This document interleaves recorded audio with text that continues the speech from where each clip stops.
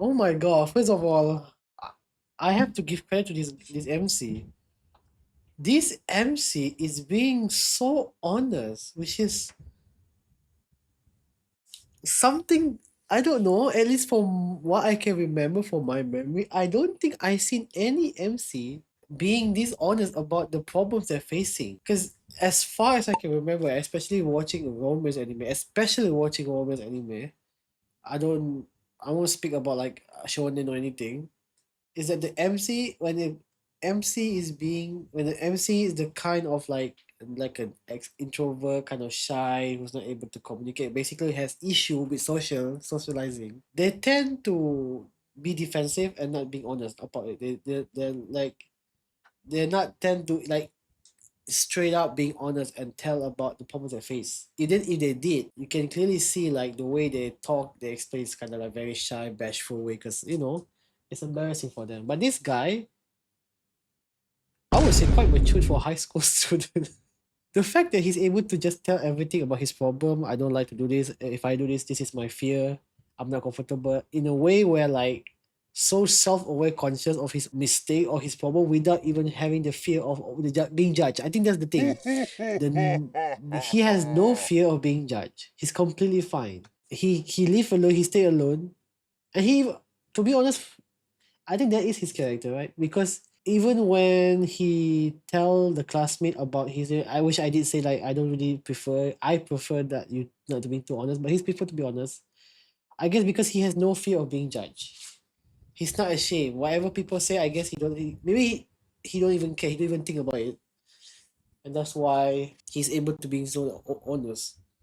But at the same time, he has this fear of about I guess when it affects other people, yeah. Because I want to say is that she doesn't really think about people being judged, but for example, when he doesn't want to give the idea of like people finding about him being with her, but because it's related to her. I guess at the same time he's also making. I think did they make a promise? I can't remember. I think they did make a promise or something where like they don't want other people to find out about them hanging out. I can't remember. I think there is.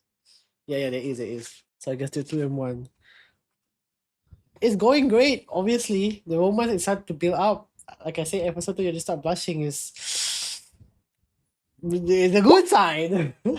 Now we have the prettiest girl hanging out. I'm still not so sure what's the appeal in like dating the most prettiest second, the prettiest girl in school. Cause what? Why can I pinpoint here?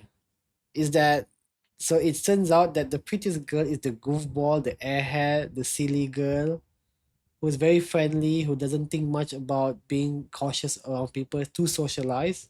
So basically, that's her weakness herself, despite being a strength, relies on the second prettiest girl, which is her best friend, and clinging too much to her. So the second prettiest girl is actually the most matured, I guess, simply say, compared to the first one.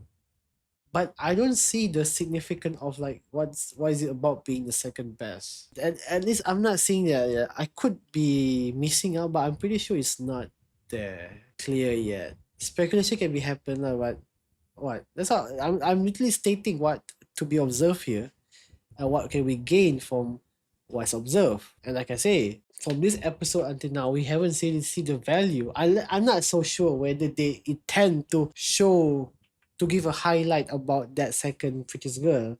It could be just a title, and it could be just one of the plot drive, the agenda, so to speak, about this anime without having much meaning into it. Is that possible?